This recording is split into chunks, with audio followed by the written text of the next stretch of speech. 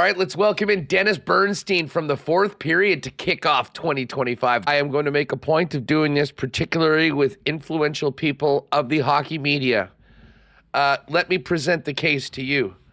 Connor Hellebuyck is leading the league in wins by a lot, save percentage, goals against average, shutouts, minutes played. Mm-hmm. He seems to be a lock for the Vezina.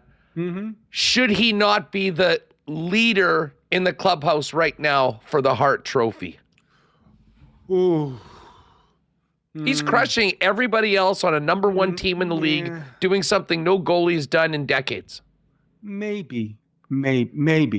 Here's why. I like to see your wheels turning here as I throw this at you. And I don't even have the lead. I don't even think it's McKinnon. Leon has 27 goals in 37 games. He's got 8 game-winning goals and 4 overtime goals. That would be the guy I would point at. And not only that, not for nothing, he's never going to get enough love because Kucherov is a wizard, without question. Like one of the most creative wingers that's ever played in this game, right?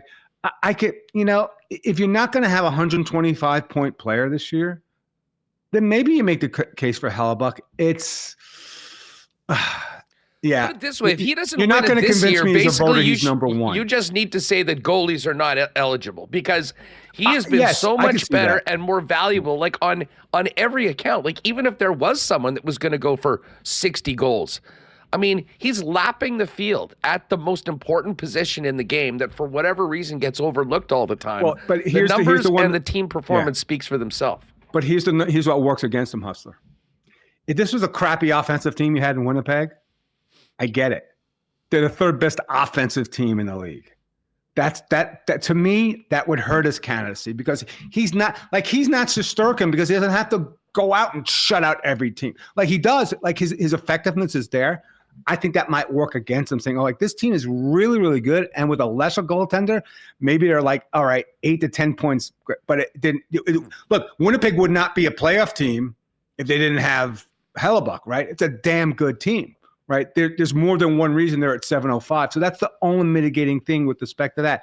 Would I have a problem voting for a goalie as number one on my Hart ballot? A little bit of a problem. But also to your point, you'd have to have numbers like Connor does to make the case for it. And you could make the case for it because there isn't an overwhelm. Like right now, McKinnon is the number one scorer in the league, right?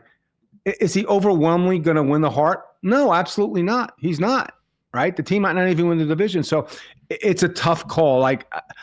And again, like down the stretch, if the Jets, let's say, have a little bit of breathing room, how much does Hellebuyck play down the stretch? Like, because now maybe not as much as he is right now, and that because of what happened last year in the playoffs, maybe you wanted to take some time off. I get it. Like it's an interesting question, and I know in the league, like there has been an MVP that's been it. Maybe this is the second year. I just need to see more what happens inside the season. I wouldn't be averse to doing it, but it would have to be like there'd have to be a gap between like Hellebuyck and like the next best skater. I'm not sure there's going to be that big of a gap. I will argue that gap already exists, Dennis, and we will see. We will see how it goes going forward. But just make sure that when you're on doing your rounds, talking with everybody else around the league, that there is a very, very compelling argument that needs to start right now. That this guy absolutely, at minimum, should be one of the top candidates for this award. And if he keeps doing what he's doing, should be there with Carey Price and Theodore, the last 2 goalies to win the tournament. I think there'll be enough voters that will put him on the ballot if the trends continue. At 1, I'm not sure, but I think you might be surprised at how many people might say, okay, top 5. Yeah, I think so. If Shesterkin had these numbers, he'd be the runaway favorite for it. No, that's what happens when you play in New York as opposed to Winnipeg. Exactly. You know that. So let's figure this out. Dennis, listen, all the best to you, Dave, and the entire crew at the fourth period. Have a great one.